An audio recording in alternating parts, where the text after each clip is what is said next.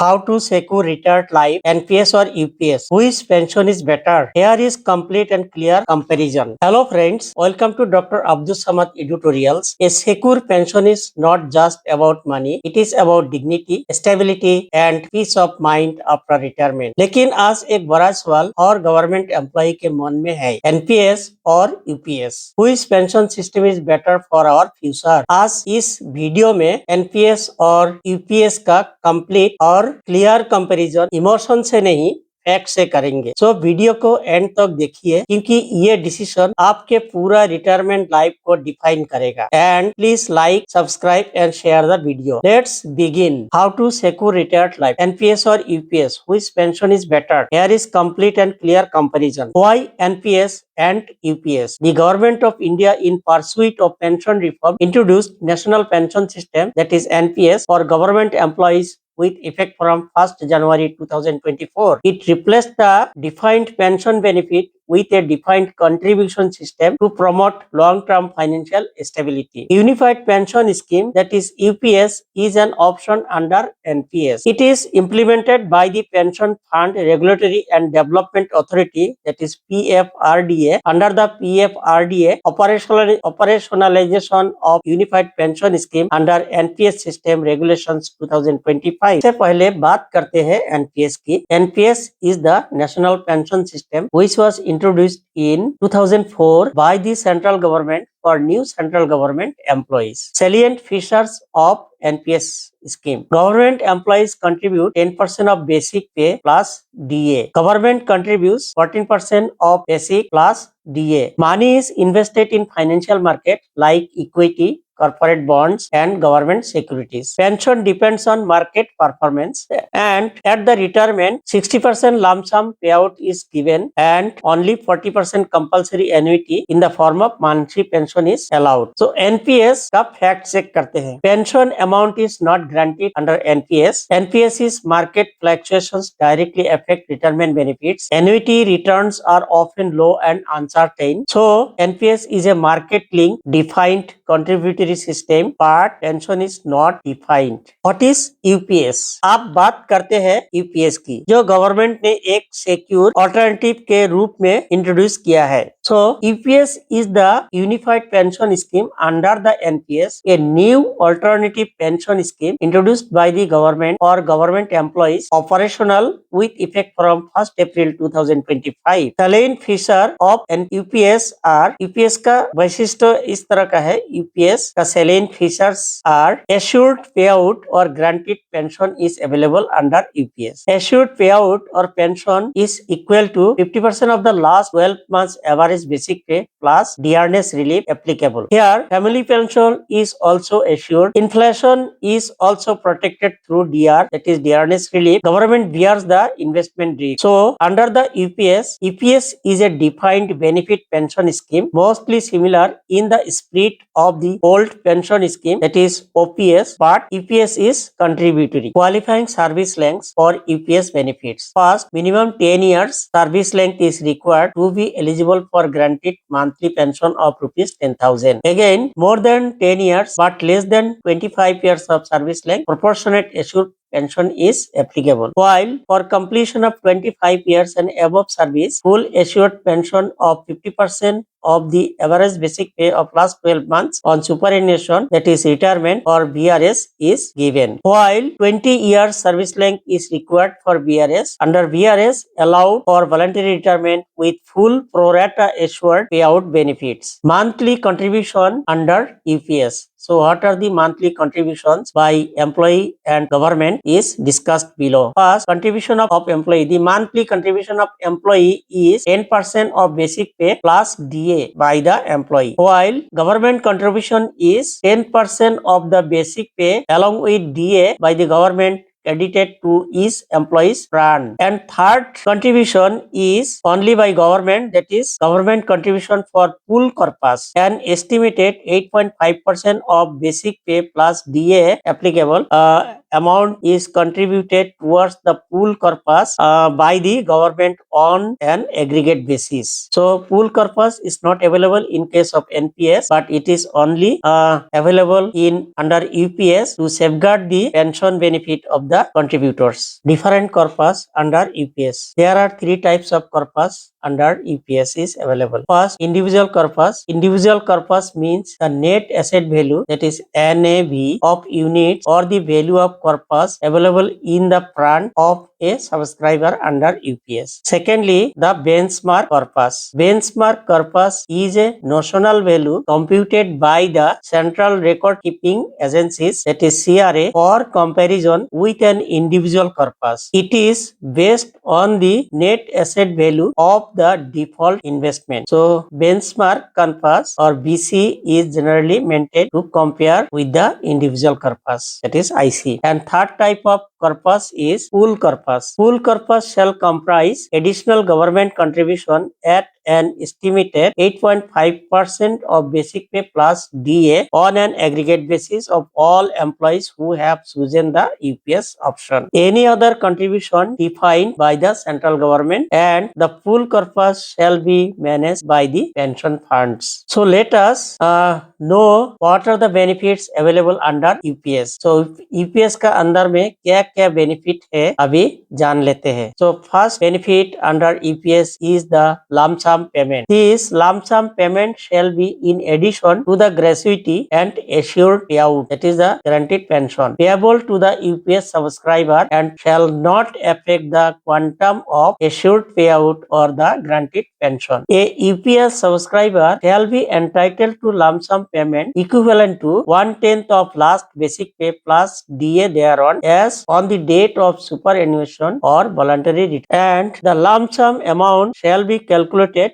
based on the following formula. The formula for calculation of the lump sum payment is lump sum payment is equal to E, that is the emolument, by 10 into L. This is the formula used for calculation of lump sum payment, where E is stand for emoluments, that is the basic pay plus DA thereon, and L is stand for length of service, that is the number of completed 6 months of qualifying service. So this formula E by 10 into L is used for calculation of the lump sum payment. Second type of benefit is the most important one, which is the assured payout, that is the granted pension benefit. Assured payout or granted pension shall be payable at the rate of 50% of average basic pay of last 12 months from the date of superannuation or voluntary retirement. However, full assured payout is payable only after 25 years of qualifying service, and in case of more than 10 years of qualifying service but less than 25 years of qualifying service, a proportionate payout will be admissible. This proportionate payout is calculated. Formula for calculation of the assured payout or granted pension is assured payout is equal to half of P into Q by 300, where P stands for average pay of last 12 months from the date of superannuation or voluntary retirement, and Q is the months of qualifying service. So basic assured payout or basic assured pension is calculated using this formula, that is half of P into Q by 300. Now another most important benefit available under UPS is minimum granted payout, that is the minimum granted pension. The minimum granted payout of rupees 10,000 per month shall be assured under UPS in case of superannuation or VR after a minimum of 10 years of qualifying service. So minimum 10 years qualifying service होने से at least 10,000 granted pension मिलेगा. The fourth benefit available under UPS is proportionate payout. So as mentioned above, in case of qualifying service period of more than 10 years but less than 25 years, a proportionate payout shall be payable, that is proportionate pension will be paid. And fifth type of benefit is final withdrawal, that is the voluntary final withdrawal up to 60% of the corpus is also available under UPS. Sixth benefit, which is also most important one, that is the family pension or family payout. payout. Family payout will be at the rate of 60% of the admissible payout, which will be discussed later on, to the legally wedded spouse on the date of superannuation or BR. And the seventh benefit is dearness relief, that is EPS is dearness linked where inflation is protected. So dearness relief will be available on the admissible payout or family payout as the case may be. So these are the most 7 important benefits available under EPS. Another benefit, that is the one-time switch facility, is also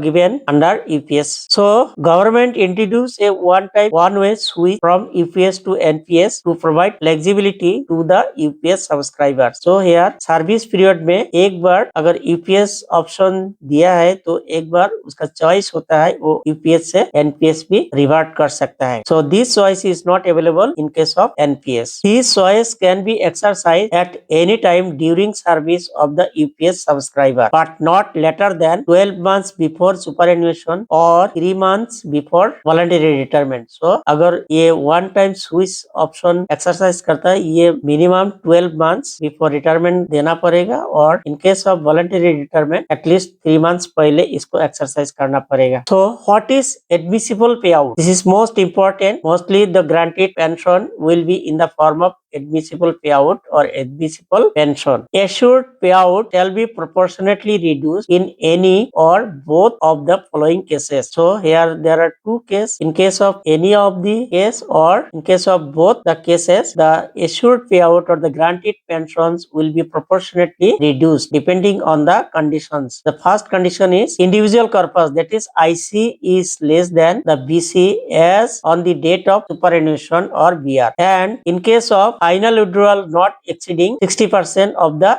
IC, that is the individual corpus as opted by a subscriber. So admissible payout is depend on the final withdrawal percentage. So if the final withdrawal is less or nil, then the admissible payout will be. The formula for calculating admissible payout is as follows. So admissible payout is calculated by this formula. Admissible payout is equal to assured payout into IC by BC, that is IC divided by BC into 1 minus final withdrawal percentage plus DR. So this formula is used for calculation of the admissible payout, where IC is the value of individual corpus, BC is the value of benchmark corpus, with the condition of individual corpus should be less than or equal to benchmark corpus or BC, and FW is final withdrawal in percentage points. Now maximum up to 60% of the IC or BC, whichever is lower, is allowed as the final withdrawal. Now how different payouts are calculated. So let us illustrate the method of calculation of the different payouts as mentioned earlier or available under the UPS system. Examples of different payouts calculations. Lump sum payment calculation method. For example, lump sum payment calculation or retirement or voluntary retirement after 25 years of qualifying service is as under. Basic pay at the time of retirement and the DA have been assumed as under. Here this is a assumed case.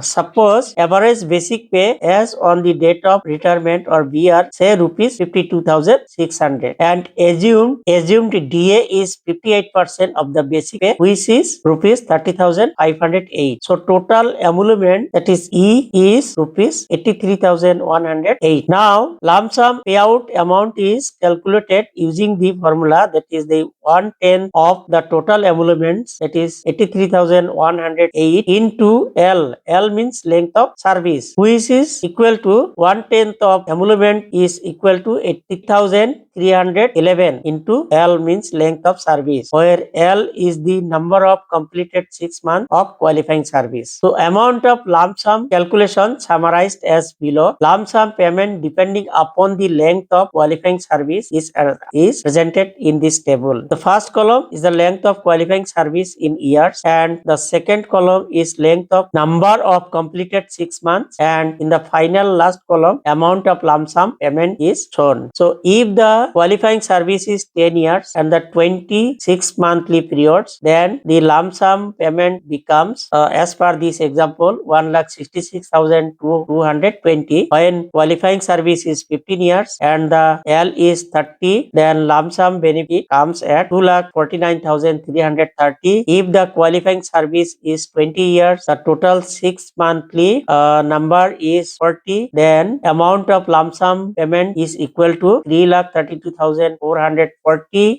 While in case of 25 years of qualifying service and number of completed 6 months is 50, then lump sum benefit becomes 4,15,550. Likewise, for 30 years of service, lump sum benefit becomes 4,98,660. So it may be mentioned that no lump sum will be payable if the service length is less than 10 years. So it should be remembered that if service length is less than 10 years, no lump sum payment is allowed. Now, calculation of assured payout and admissible payout. So examples of admissible payout under different scenarios are shown below. First, scenario 1. So in this example, suppose an employee superannuates completing 25 years and 11 months of qualifying service and opted for UPS. His or her qualifying service is 311 months. So here restricted to 300, Q is equal to 300, that is 300 is maximum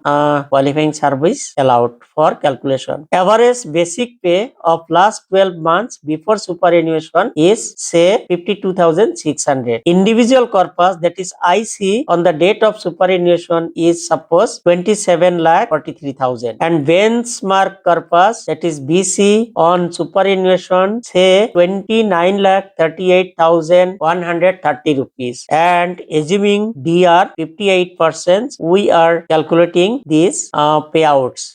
Let's say assume the average basic pay is equal to 52,600. Assured payout or basic guaranteed pension becomes P by 2, that is basic pay by half of the basic pay into Q by 300, which is equal to 26,300. The different admissible payouts are shown under 3 cases or 3 scenarios. And in first case, suppose employee not opts for final withdrawal. So employee does not opted for any final withdrawal. So final withdrawal is nil. So in this case, admissible payout is equal to assured payout into IC by BC, that is IC divided by BC into 1 minus FW, that is the final withdrawal, plus DR. The assured payout is 26,300 and the IC is 27,43,000 divided by BC is 29,38,130 into 1 minus 0 because final withdrawal is nil. So 1 minus 0 plus applicable dearness relief. So this becomes 24,553 plus DR becomes 14,241. So total admissible pension is 38,794 per month. So if the employee does not exercise for final withdrawal. Now under case 2, that is second scenario, where the employee opts for 40% final withdrawal, assured payout becomes 14,732 plus DR 8,544. Total admissible payout is 23,276. So when a final withdrawal is 40%, so admissible payout or admissible pension becomes lower, that is the 23,276, which is less than the first case. Similarly, the employee opts for 60% final withdrawal. When an employee opts for 60% final withdrawal, admissible payout becomes 15,517. So correspondingly, proportionately, admissible payout is also become less. Admissible payout summarized. So in this table, we have summarized how admissible payout is depend on the different scenarios. So in the first column, again qualifying service length, here shown 25 years, 11 months service length, and in in case of 15 years and 11 months of service. So for 25 years and above service, full pension is applicable, while in case of 15 years, proportionately lower pension is applicable. So in this case, basic assured payout for 25 years and 11 months service, it becomes 26,300, and under 15 years and 11 months of service, the basic assured payout is. So correspondingly, admissible monthly pension is shown here. When employee not opted for final withdrawal, in the second scenario, 40% final withdrawal opted, and in third case, if employee withdraw 60% of corpus. So correspondingly, so in case of not opting final withdrawal, the admissible payout is highest, that is 38,794. Similarly, in 40% withdrawal, 23,276, and if employee withdraws 60%, then it becomes 15,517 rupees under 25 years and 11 months of service. While if the service length is 15 years and 11 months, similarly 24,699 admissible payout when not opted final withdrawal. In case of 40% final withdrawal, it becomes 14,819, and if the employee withdraw 60% of corpus, then the admissible monthly pension becomes 9,800. Comparison between NPS and UPS. Abhi NPS or now comparison between NPS and UPS are as follows. So in the first column, different features available under NPS or UPS, and in the second column, the features in NPS, while in the last, the benefits or features found in the UPS is shown. First feature is employee choice. In case of NPS, employee choice is mandatory, there is no option. But in case of UPS, employee choice is optional, that is, employee has to be exercised. Pension type. NPS is market linked pension type, while UPS is assured or granted pension. Contributions. Under NPS, 10% of basic plus DA contributed by the employee, and 14% of basic plus DA is contributed by the government. On the other hand, in case of UPS, 10% of basic plus DA is contributed by employee, plus 10% of DA, 10% of basic plus DA is also contributed by the government. So another contribution is pool corpus. Under NPS, there is no such pool corpus is available, while under NPS, 8.5% of basic plus DA contributed by government towards the pool corpus. The fifth feature is pension amount. Under NPS, pension is uncertain or depend on market fluctuations or market performance, while in case of UPS, pension is assured, that is assured 50% of average basic pay of last 12 months is given as granted pension. In case of NPS, investment risk is vested on employee, while under UPS, there is no risk of investment. Investment risk is borne by the government. Inflation protection. Under NPS, no inflation protection, while in UPS, it is yes, because inflation is protected through DR link. Dearness relief is allowed in case of UPS. Family pension. Family pension is via annuity, while in case of UPS, family pension is available. Yes, it is assured family payout or family pension. Retirement security. NPS is moderate retirement security, while under UPS, it is high security is available. Switch option. Under NPS, there is no switch option, while under UPS, one-time, one-way switch from UPS to NPS is available. So these are the main comparison between NPS and UPS. Now, which one is better? NPS or very clear and honest? NPS may suit you if you are comfortable with market risk, you want higher returns and can manage uncertainty, you prefer investment flexibility. So if you are satisfied with these conditions, then NPS is better for you, while UPS may suit you if you want certainty and stability, you prefer granted monthly pension, or you value family security after retirement, and you do not want market risks or market anxiety at the old age.